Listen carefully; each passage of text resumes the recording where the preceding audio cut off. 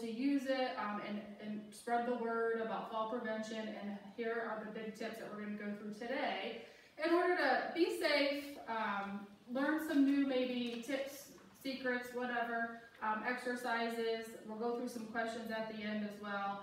Prompt any thoughts. If you have any questions, then we're here at the end to ask. And also, if you haven't done it with us yet, we are welcome to do a fall screen, a balance screen at the end if you'd like that. It's only about 10 minutes at most, where we would take you through a few balance exercises and assess how you look with that as well. So that's available to you at the end as well. Okay? Before you start, I just missed on the recording. Where's it from? The National Council of Aging. Thank you.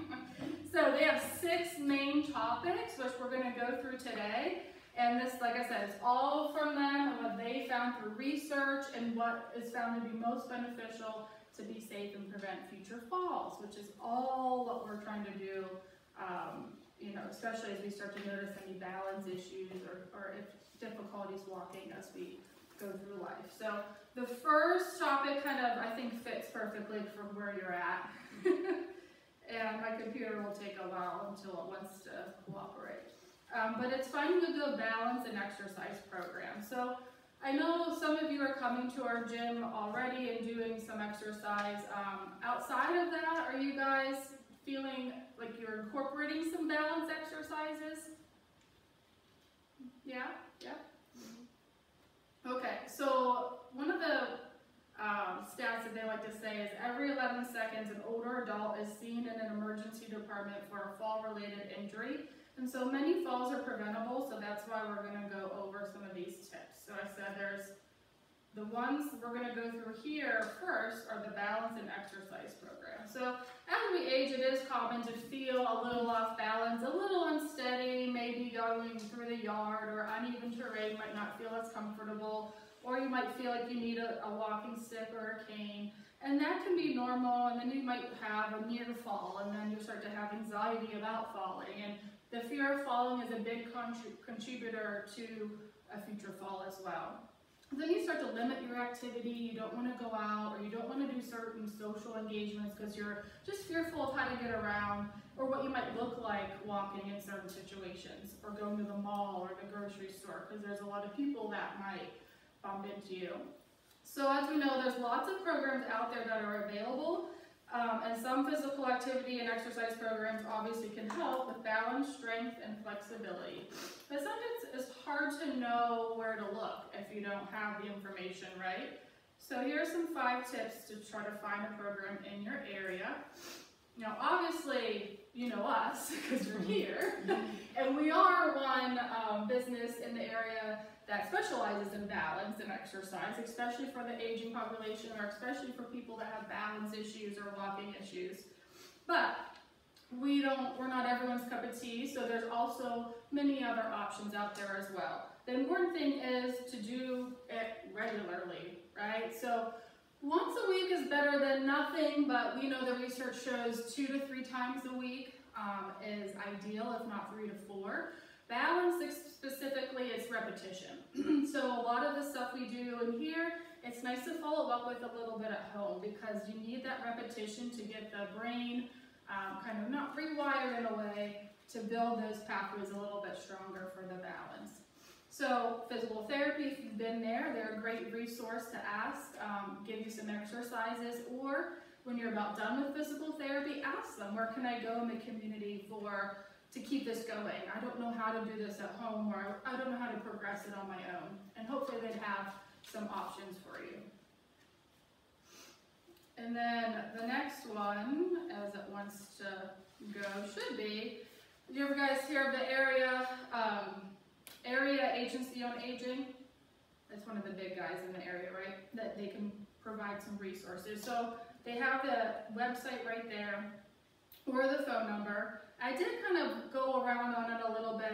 It's not too hard to navigate, but you can find like an exercise program or gym, and it gives you like the map, and then you can kind of search through that of some different options.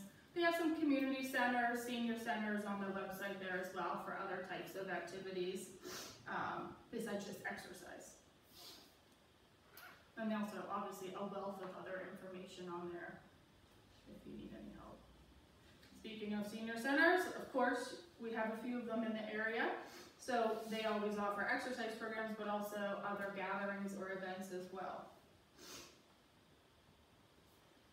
And it's always, we find, more fun when you bring a friend or you're with friends or people that you enjoy being around. Exercising, that's why some of our group classes, I think, work so well, because we have a good group in there, they all have fun, I think, I don't know.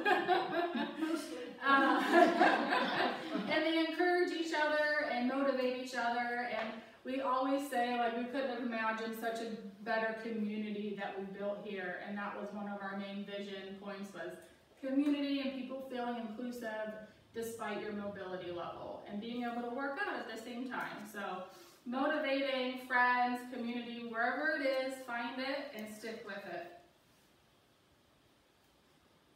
And then the last one, of course, you guys know this by now because it's been a few years, but virtual stuff, right? So they're just throwing that in there, like, don't forget the online options as well if winter is coming and you don't want to leave, or you're nervous on the day that it's snowing. You can zoom in here, you can zoom in on a community center's website. I'm sure they're still offering all types of virtual classes out there. So don't forget about that if you're not wanting to leave the house for a variety of reasons. So that's pretty straightforward, but any questions in those regards? All right. Who's up? The doctor. It's just the doctors. If you want to do that. Okay, so the exercise piece is something we can certainly help with, but there's a lot of other pieces to the puzzle when it comes to falls. So having a good conversation with your doctor is one of the big key things, and here's some tips for you that can be helpful in facilitating that conversation. So 1 in 4 adults falls every year and doesn't tell their doctor about it, because we somehow have this like feeling of being ashamed, or there's some, I don't know, connotation that comes along with it, so we're afraid to talk about it. However, in order to address it appropriately, them knowing makes a big difference. And a near fall matters too. So if they know that you have had an almost fall, we can start putting some things into place that prevent that from turning into the actual fall. So letting them know about your concerns for your balance and history of falls, or possibly having a fall, is really important. So there's some tips to talk about with your doctor, and here are the tips. Write down the things you want to talk about. You know, you get in there and they've got their watch going, right? You're like, how's it going? Here's your blood pressure, and you're like out the door. And you're like, oh my goodness, I forgot to even ask them this question. Go in there, make a list of the topics you want to talk about, and that makes it much easier to forget, especially if they're quickly answering things, giving you feedback, or giving you resources. It's hard to keep track of all those things in your head. So having that list there with you makes it really easy to make sure all the things that you need to be addressed are done at that point. The other nice thing about the new healthcare system is we do have a lot of ability to like message maybe through an app or something with our physician. So sending them those questions ahead of time, or if you miss something, you can send them a question at the end. We do seem to have a little bit more access to our healthcare providers than we did before, but having those things written out can be really helpful whenever you get in there. So know what you want to talk about when you go, and if you don't know what you want to talk about, people like us at the gym can be really helpful. Talk to a physical therapist, someone, family members, people, ask the people around you. You can have a better understanding for what needs to be addressed if you aren't exactly certain. If you don't know, also have them do a falls risk assessment. And this is something that if you have come here, we usually do these for you.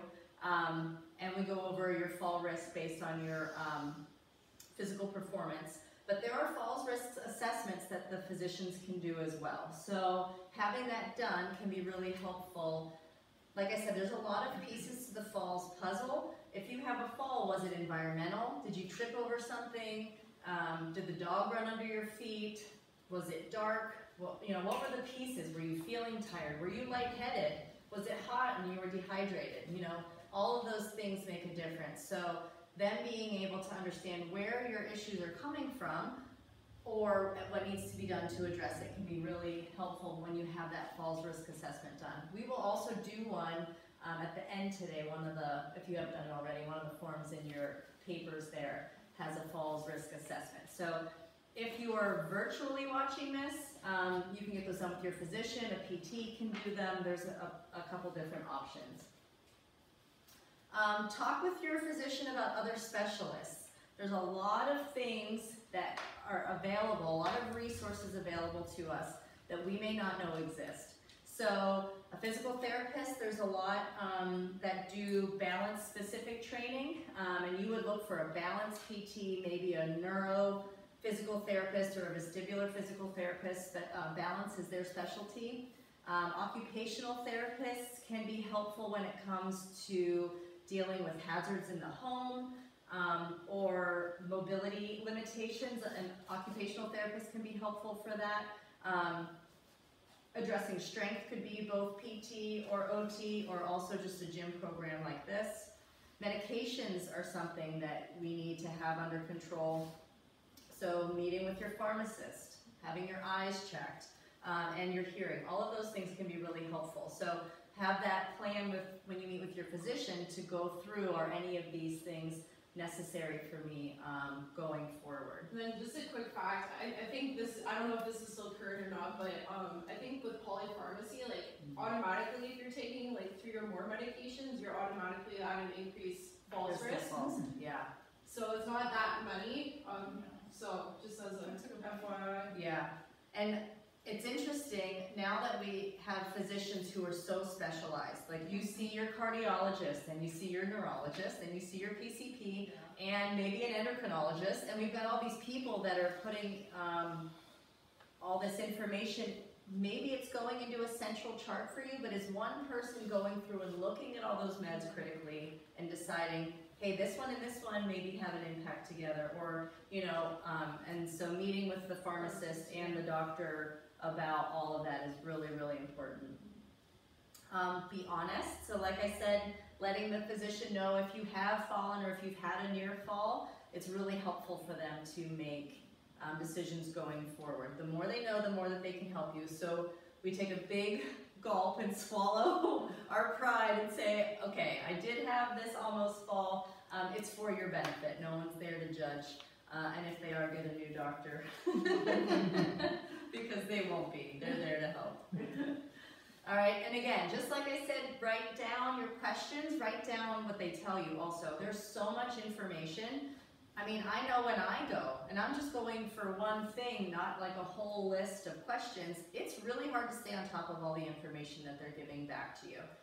And again, with the new electronic health record, you often get a printout, but it doesn't have all the details. So next to your questions, write notes about what they're telling you to address those specific things. Because sometimes, and I know I do this, you know, as a PT, as a healthcare provider, I'll say something once thinking, well, I've told them.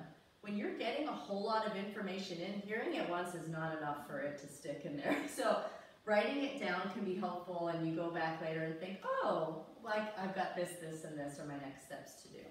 I also say reading those reports, like, oh, I got my summary, Yeah. and then you're trying to read it, and it doesn't always, because the wording that they use may not know what it means, or just one word, or like Googling it, and you're like, oh no. So it's a whole new. It's good that we have it at our fingertips, but also it can be information overload. So that's tough. Yeah, and writing it in your own words then makes it a lot easier to follow through and to comprehend.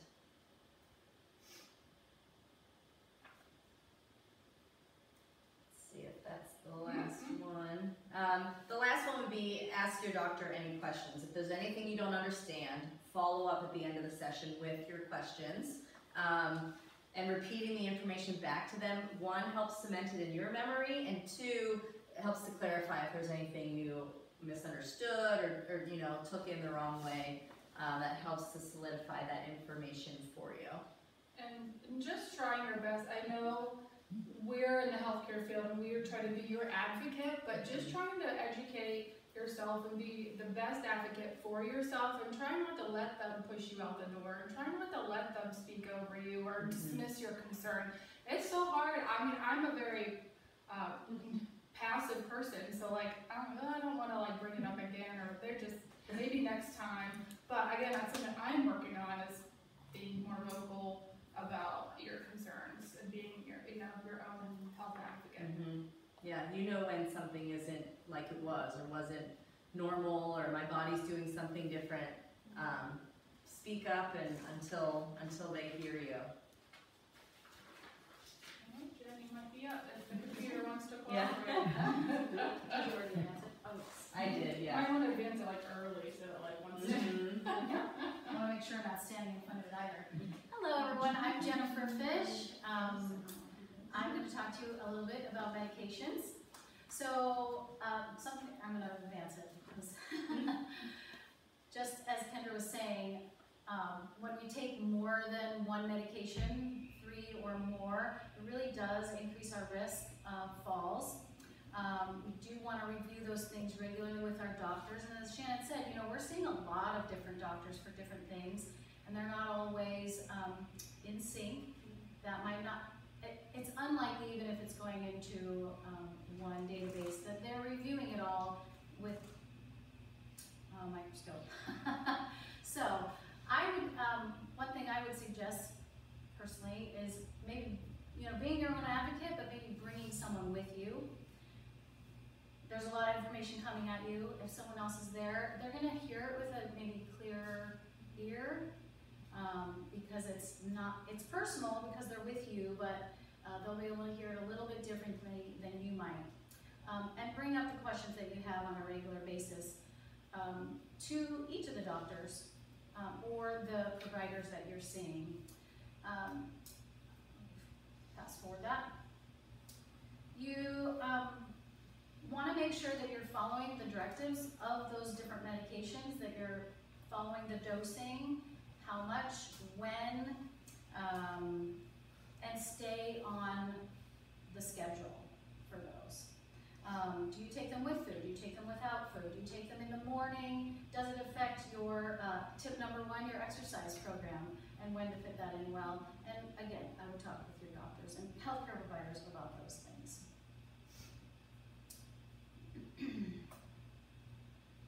Keep a list of your medications. I know some of you are really, really detailed about this. You've got a special notepad, it's all written down, and that works out really well. So keep those, go over that with your healthcare providers, and then review it at least once a year.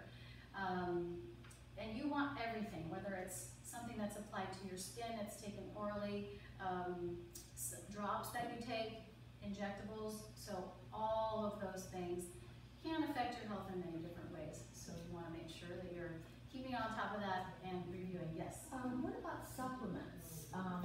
Yes. Things that aren't necessarily prescribed, but you take. Yes. Well, that's a good point. A lot of us are taking things, there's a lot of information out there, and we're saying, oh, I heard this is really good for me. I heard this was really good. I heard this was really bad. I heard this is questionable. So we are taking things, we're bringing it in, we're injecting it.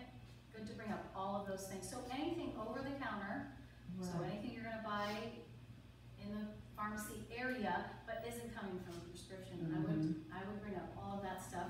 And as Shannon said, don't be rushed.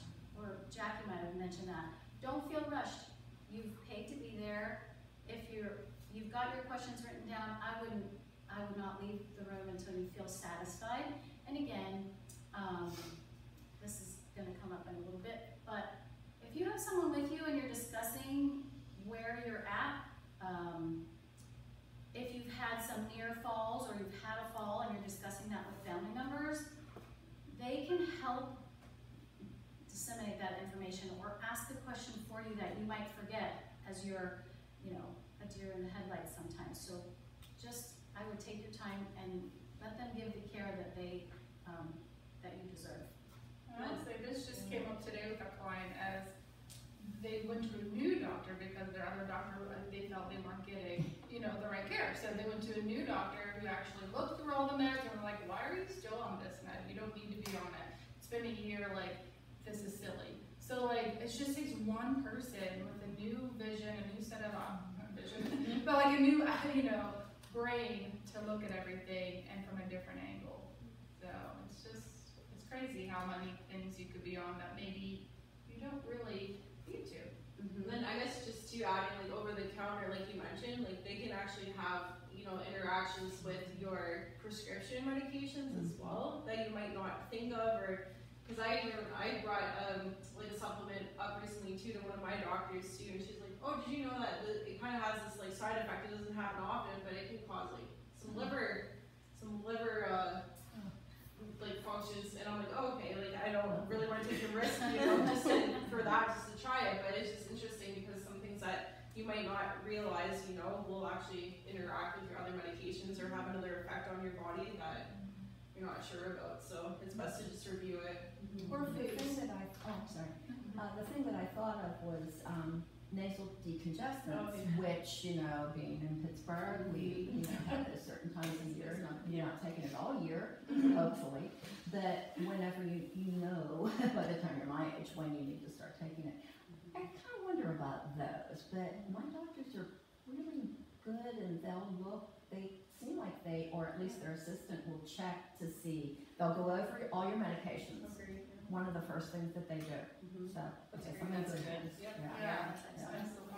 You might want to keep those notes too, those side effects and things that you might be feeling with your list of medications. So, you have your notes about what you're taking, when you're taking, etc. And if you want to keep that same thing with, that's where you're going to list maybe some side effects that you felt. List the date and keep that information in one place.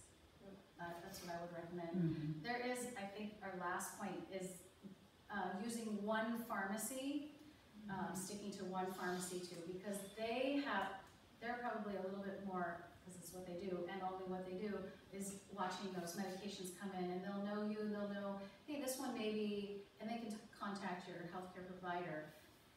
This one might be one that interacts, maybe this isn't the right one, maybe we have something better, so you can use your pharmacist in addition to your other doctors. I know it's a lot to keep track of. Let's see, and then I was just talking about the side effects, and I just, like I said, I would try to keep that with the medication list that you have, that ongoing, and maybe have a column or have another page that just lists those. And know that you can speak up about it. If your doctor is giving you a new medication and you don't feel like it's doing what it's supposed to, or you're noticing some unusual side effects, keep in mind that they don't know unless you tell them, and you don't have to wait until your next scheduled appointment to let them know, which I think is a common misconception. So if it doesn't feel like it's working well for you, send a message in letting them know what symptoms you're feeling or what effect you are not getting, so that they can address it as soon as possible. Because how many have dizziness, lightheadedness, fatigue as a side effect, and those are what we see a lot. With falls and the balance issues, and it's just my medication. It just says it makes me dizzy. That's all the side effects, anything. But have them look at it. You have to, maybe they'll be like, oh, for the first 3 weeks, and then you'll adapt. You're like, okay, cool, I'll wait it for these 3 weeks, but maybe not. Maybe there's a dosage or something that could be, or take it at this time of day instead of at morning, take it at night. There's a lot of things to try. Or splitting it up, it might be something you can take half in the morning and half in the afternoon or the evening or something.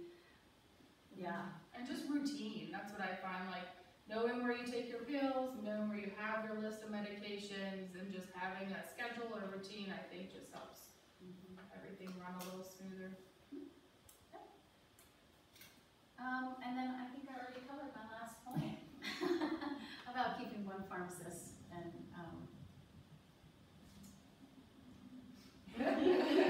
there it is. Wow, it really takes a long time to ask.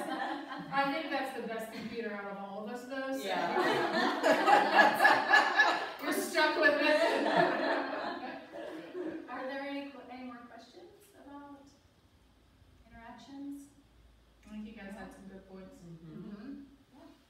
All right. Thank you. I'll be back, I think. Yeah.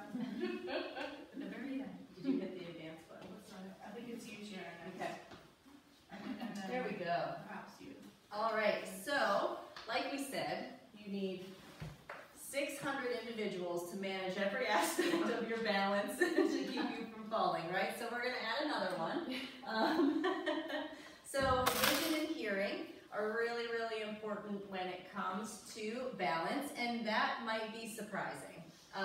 So being able to hear well and see well are really important for balance, and not having that managed properly can lead to falls. So here's things you can do from a balance and hearing standpoint that can improve your fall risk. So having your eyes and your ears checked every year. I know sometimes as time goes on, we have a tendency to kind of get comfortable with where we are, right? Well, I wear my glasses, they're fine-ish. It's fine, right? Or, you know, it takes a long time to get in, or maybe there's an expense associated with it. There is a downside to skipping that eye exam every year. Because we need to make sure that we're on top of any changes that need to be made to your prescription if you already wear glasses, or if there's something else underlying like glaucoma or cataracts, because the sooner you have those things addressed, the better. So we want to know what that vision is all the time. We don't realize, but we use our vision a lot when it comes to balance. We've got 3 main sensory inputs to our vision, or to our balance. Our inner ear vestibular system, the sensation of our body touching our environment, so our feet touching the floor, and then our vision. And the vision is the most predominant of that. That's the one we use the most. So as soon as we impair that a little bit with having some difficulty seeing, our actual overall balance reactions are going to change. So that's something we want to stay on top of by getting that eye exam every year. And then you're going to want to wear your glasses properly. So again, doing that eye exam to make sure your prescription is up to date and as accurate as possible. Not wearing your sunglasses inside, which sometimes can be hard when we have the transition lenses and you come in from outside and they're still dark. That's really a challenge. And if you know, like, I know people that like, oh, I'm just going to borrow this glasses or use this old pair. Those things can impact your overall vision quality. And like I said, balance, or vision is so, so important to balance that we want to make sure that that's as accurate as possible. Bifocals. This is a big one. We see this a lot in physical therapy. Bifocals change your vision as you look down. So when you look straight out, you've got your regular vision, and then as your eyes move in your head and your eyes and your gaze looks down, you are now looking through essentially what is a reading glasses, which it changes. So there's a couple issues there. One is the transition, and now there's trifocals, so you got to really be careful. What it does is as you gaze down, there's a transition layer which messes with your vision a little bit, and then if you're looking out into the world through the reading portion, you're not seeing the same as you would if you were looking through the top portion. So what you want to do, especially when you look down to do stairs or go over a curb when you're wearing bifocals, is to actually tilt your head down and not just look your eyes down. Because when you tilt your head, your eyes are still looking through that outward vision portion of the glasses and not the reading glasses portion, because it can really disturb what it looks like where you need to step your foot because the magnification has changed. And what about regular bifocals versus, I'm blanking on progressive? Is there a difference you find in people? Yeah, so because of that there's a different transition layer. It's bigger. So instead of having a line of demarcation between what you see up here and what you see down here, those progressive lenses gradually change from one into the other. So that weird section in the middle takes a little bit of getting used to. Some people do fine with it once they've changed, but there is often a transition period. We're getting used to that. So being aware that that can be a real safety issue, and stairs and curbs are the big ones. When you are stepping over something, when you look down through that different portion of the lens, you got to be really careful that that's not a hazard. I just got new ones, and I noticed, I've used them, I've had them for years, but I noticed when I was driving, the transition, I was having to do this too much. Oh, yeah. So I went back and she measured and she said, you're right, but I could just lower your bifocal by 0.2 or whatever, and so she did, so it was much better. But Perfect. I noticed from driving, it's like, this is wrong. I can't do this all the time. Yeah. Yeah, and we perceive so much of the world around us through our vision, and so, you know, all those weird tricks that the eyes have, if you're stopped at a light and the bus next to you starts to move and you feel like you need to slam on the brake as you're moving forward, you can have those similar things by having your glasses be off. Our perception of the world changes, and so the more accurate that is, the better. Hearing also matters when it comes to balance as well, so we're gonna make sure we stay monitoring for hearing changes. I feel like we as a society attribute a lot of things to aging and just let it slide. Oh, I'm getting older, my balance is getting worse, but that's expected. I'm getting older, my hearing's changing, but that's expected. So some of this stuff does happen, but it doesn't mean we have to be just okay with it. There's a lot of things that can be done, especially from a balance, exercise, hearing, vision, having all of that monitored can be helpful because there are things we can often do. So having your hearing loss addressed and treated as necessary. There's hearing tests online, hearing aids available, things like that, but you can talk with your doctor about what the best options are for you to make sure that you stay on top of that as well.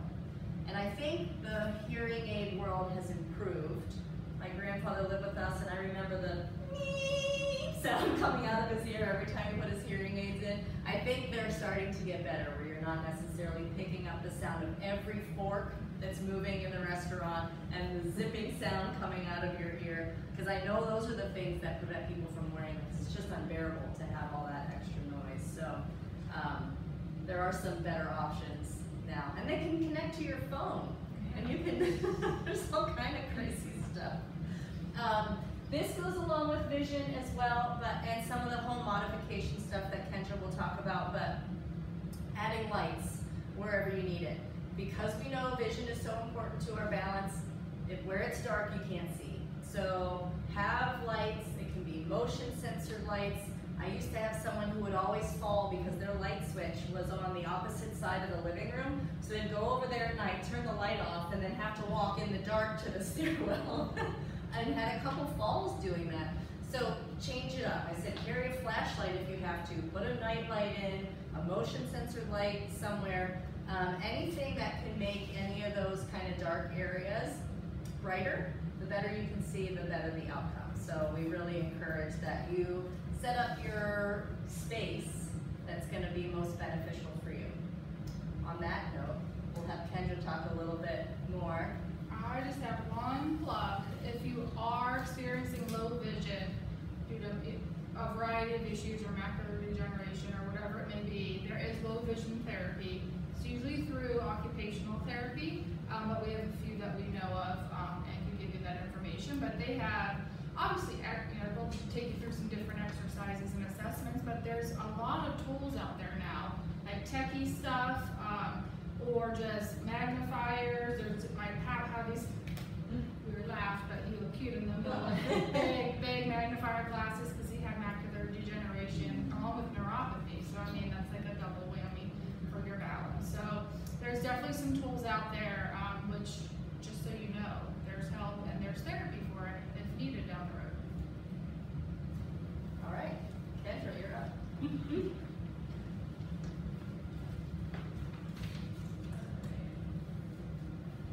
So, I think I actually was in long-term care when I worked back in Canada, and one of my main jobs was the falls prevention program. So this, like the home hazards, the safety, like I go in my own home and I'm like navigating and like trying to search, and I'm like looking around every single room in my house, and like I'm looking at ranch style houses already because I'm like already trying to plan for the future, but I have to kind of have this like telescopic like falls prevention, like mind, I guess, where it's just kind of programmed in me to look at stuff around the room. So I guess just before we get started, and I'll try to get a little bit of conversation, but just like looking in this room here, would you see any like major falls risks that are standing out to you? There's wires. Yeah, 100%. Okay, big falls risk right there. Is there anything else? Maybe the wood that's at the base of that bar. Yeah, exactly. So, you know, like transitions and floors, right? Especially if the light's not on in here either, right? So kind of low vision. Even just in our homes, you know, if we have those lights off or something, if you're looking up, if you're busy, just even those small transition in floors can be a big falls risk too, right? Anything else you see? Chairs. Yeah, it's care, right? Just even the chairs and the clutter, right? Just even having a lot around, a lot of it's kind of decluttering a lot in the home too. So that's a good one, right? Something that you may not expect. It's kind of like you can always find something that can be modified in your home to make it easier to navigate and easier for you to move around to decrease those falls risks. So again, a lot of falls are due to just even the common like house hazards, and once we kind of plan, it's kind of good. I think you both have the handouts. Is it in your pack? Okay. Yeah, so I might just pass this around, but it's almost good to kind of go through like every room in your home, you know, and kind of just take a quick scan, because once you do that, and you're basically just making yourself, you know, just safer in that home and decreasing those risks for falls. So the first one here, if we can get to it. If you hit it twice. Okay. Clear the way. So again, this is probably like the easiest one that you can do. You think about stairs. What gets cluttered in your homes? Dog beds. Yeah, right? That's not what we think about too, right? Like even animals and pets, like if you have their stuff around, toys, they're bringing toys over, you have dog beds, you got blankets and pillows, and you have decorations, and it all kind of gets cluttered really quick, right? I feel like I almost do this like every month, and it's not just because of falls prevention, but I almost feel like I have a daughter, she's a year and a half, right? So all of her toys, they're everywhere. I have to clean them up. I kind of do like a clean sweep at the end of the day, a clean sweep at the end of the month, just to kind of declutter our lives, right? Because obviously that's a falls risk for everyone in the home. So just keeping, again, just being aware of just kind of decluttering what's on the floors, especially what's a big fall hazard in our house or in our homes. Stairs. Throw rugs. Throw rugs are a huge one, right? Getting caught, like the transition on the floors. How can we make our rugs safer? You have any ideas? There's things under them, Yeah. Okay, so have you ever heard? tape or whatever. Like a double-sided tape, yeah. right? So kind of just tacking down those corners of the rugs to make them safer so we're not catching in those transitions. So anything like that, right? Or just pulling those cords, you can always get, you know, there's like tape, double-sided tape, or some, what are they, like a cord cover? Yeah, there's right? a cord cover that you can, because I Yeah. had them when my grandsons were little. It's an oval, and then the cord wraps into it, and then it goes. Exactly. And you don't have any cord hanging anywhere. So there's lots of technology out there. I even think bedding in these mattresses are so high now Yes. that, you know, sometimes and probably most of us get up in the middle of the night, Yep. you know, to use the bathroom, and I'm always conscious of like, watch how you're getting out of this bed, because 100%. it seems like they're so high. Yes. Yeah, and that's something we can talk about too. I'm not sure if it comes up, but even just talking about like the bedroom, the falls prevention program we had, we would really try to set, you know, like that individual up for success before they went to bed, because most of those falls occurred at night, right? So making sure they had like a step beside their bed, you know, or their bed was at a lower level where it was an easy transition out, having the night light, you know, or even if there's like an urgency to go to the bathroom, you know, sometimes they would have like a commode beside the bed, or just making sure that they're close enough to the bathroom where that's not an issue. I don't know if you can think of, yeah, or having like your assisted device right there. During the day, but at night just to grab Yep. it go. Yeah, so you know, like having everything kind of there set for you before you go to sleep, so it's an easy transition in the middle of the night, you know. So just again, keeping in mind that you're setting yourself up for success and minimizing all of those risks before you go to bed. And then again, light it up, making sure everything is lit, replacing the light bulbs. That's pretty simple because as Shannon discussed, vision's going to be that key piece and a major part of, again, that falls prevention risk. And I would say if you are using like a walker or a cane in general, it makes it just that much more important with the rugs and the clutter. That's more of a driving hazard around the house. Okay, the next one is have a seat. Okay, so I'm not sure if any of you do this necessarily. You don't have to tell us, or you could. You can kind of share some tips and tools of what you do, but it can always help fatiguing, getting ready in the middle of the day or in the morning, right? There's different shower chairs. Okay, get them mixed up. Shower chairs, so you can have a chair taking a seat while you get ready in the morning, while you're getting dressed and things like that. So again, that's just going to minimize that falls risk there as well. So kind of taking, if any of that is fatiguing, just go ahead and take a seat. Take some load off. Like chopping stuff in the kitchen. Yeah. You can sit and do that if needed. And it talks about too, I don't know if this is, oh yeah, this is another, we'll save it. Okay. And then the next one is securing some support. So again, this is kind of talking about different tools that we can help bring into the home to make it safer. So if we're in places like the bathroom, right, or if you're, hopefully all the stairs in your house or you're outside your house have some sort of rail, right? But again, there's different tools that we can bring into the home to make it safer. So I'm not sure, do you know of any tools that we could use, like in the bathrooms or? So my insurance sent me a list and it said you're eligible for 3 of these Oh, nice. for free. Okay. Obviously, so and Jackie suggested for me the transition chair in the shower, which I just got, and I got it. I like it a lot. Good. And then it was the higher commode seat. It's like this. Okay. And I got that put on. And then the handheld shower. Yeah. So I did all great. Yeah. Great. Yeah, so again, it's just making the home a lot safer, everything's a lot easier for you. And again, too, if there is anything difficult, just make sure that you're reaching out to the resources that you have, because I feel like you can find almost anything to help, with occupational therapy or physical therapy. There's so many things that you can bring in the home to make everything a lot easier. So good to check your insurance too. And they told you, but yeah, they said it was a postcard. You have access to it. Yeah, it was a postcard, and I was reading it, and they said in just a little paragraph says you are throw it eligible away. yeah, seriously. What do you have? UPMC for life.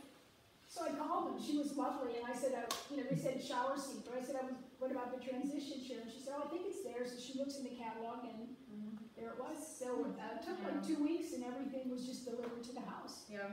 What is a transition chair? It's partly out of the tub, so you sit on it and turn in. Swings in. Swing in, because it's having some back issues. I have a grab bar on my tub, but it's on the wall and it faces. So I've been getting in and out backwards since I lived there. I used it since I lived there, but now I couldn't do it right now. So the transition chair is really helpful.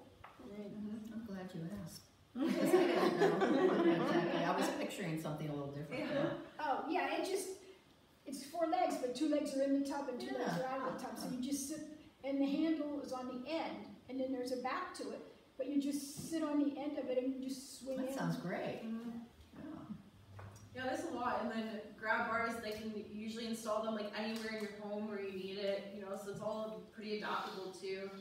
There's even like some bed rails that you can get that kind of can anchor to your bed if you needed something like that during the middle of the night. So there's a lot of good different options. I had a fractured femur, and I was in personal care last year for 2 months, and they didn't put sides on the beds because they entrapment, right? Entrapment risk, yeah. So they did finally come. I had to have it because I couldn't transition in and out of my bed, and even without something to hold on to. So they did come and put one on for me, but yeah, sometimes you have to fight for those. But they do have like, interesting, yeah. I don't know if you've seen them. It's kind of, it almost looks like a cane that it goes under, and it's almost like a a triangle kind of, just almost like it's not like a bed rail, but That's it's what- like this. That's what they put on the bed. Yeah, It so- wasn't one of those Oh yeah, okay. things that go up, and it was just that, you just had. Like a little assisting piece. So there's definitely a lot out there.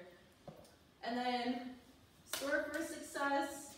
And again, this is just kind of keeping everything in reach, right? So making sure like it's counter height.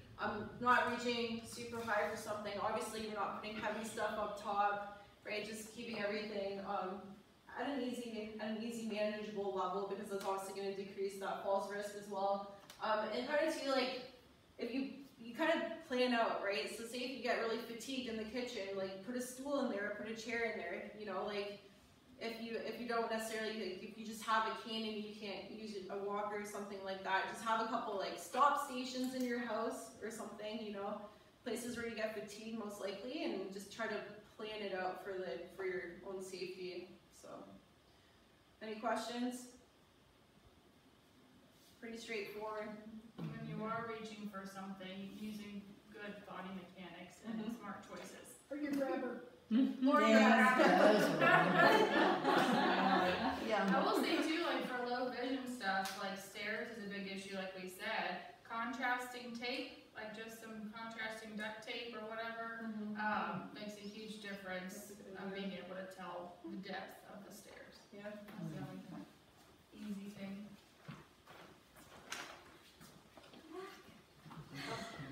Thank you. All right, I'm going to talk about easy ways to talk to your family and friends. They can play a really important role in this. We've kind of covered this, but like we said earlier, you might hear something once and you think you got it, but sometimes it's really good to hear it again and again. So even if you're here today, maybe a friend didn't come, you could talk to them about it. If you see another one, I would go to another talk about falls prevention. We're going to be doing this on a regular basis, so start small. Start with some one-on-one conversation with a trusted friend or a family member.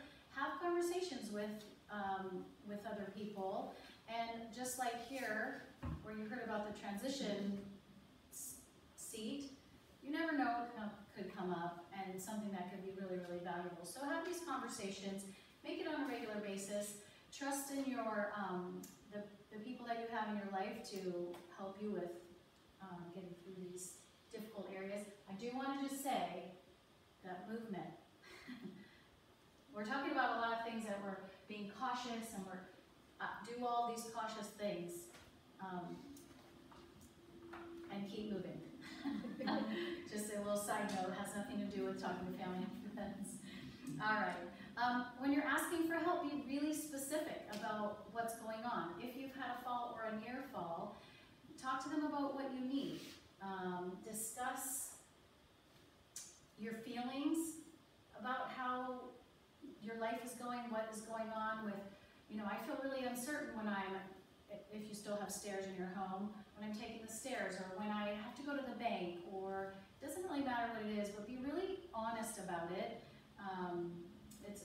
It's just the best place to start.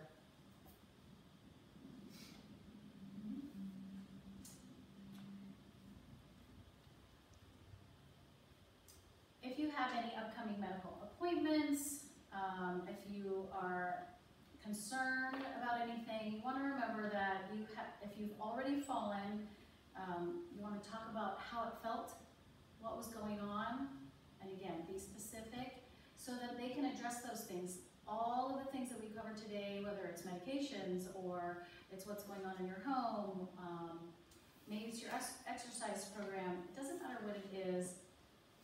Keep talking, don't keep those things to yourself. I think that sometimes people think if they talk about it, someone else might limit their life, and that keeps us from discussing these things with other people, even trusted people, and even our doctors. So try to resist that temptation of keeping it to yourself.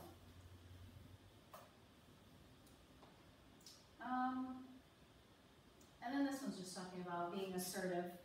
It will be. There it is. Being assertive about what you need. as Kendra talked about, removing the hazards, have a really clear vision of what you need. You want to take whatever action is necessary as you ask the people around you to come alongside and say, would you come with me to this meeting? Would you come with me to this lecture? Would you come with me to this appointment? Will you go with me to pick out a seat? Would you, et cetera, et cetera. Okay, so really do this. Maybe seek out people in your life that maybe you can see that maybe they need some help. So come alongside people, be a friend, be an advocate for them. I know around here there are a lot of people who do not have people. They don't always have close friends. They don't have family. There are a lot of people who are living alone. So that's not in here, but it is important. I see it on a regular basis where there are even people living in a community still feel isolated. So if you know anyone like that, you can come alongside them and offer a listening ear and some assistance here and there. So not only do you need to reach out to people, but maybe you can reach out to others as well. So thank you, Jen. Anything Let else? me make a comment. You made a good suggestion or comment yourself about speaking to people and especially doctors, because I had an instance where I was feeling a certain way and the doctor isn't going to say to you, oh, are you feeling, I don't even know the word to use, not unstable or anything like that, and I don't mean emotionally, I mean like physically, Right. following something. And he's not going to say to me, are you feeling like that? But when I brought it up and addressed it, he said, absolutely. And then I asked a physical therapist, and she's like, oh yeah, that's part of it. Right. Yeah. I will say that in all the years that I've been working in this field, it was hard for me when I would be working with people and I thought, how come their doctors haven't addressed this? Why is this not happening more often? Why? So, be your own advocate.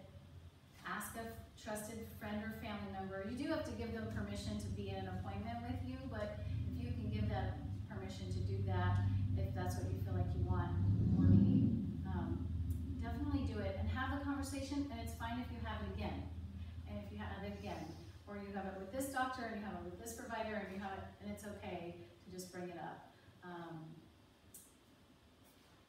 So yeah, it's Part of definitely. how I choose a doctor is, or anyone, any healthcare person is, do they listen? Do they listen? And not just listen, but are they being proactive?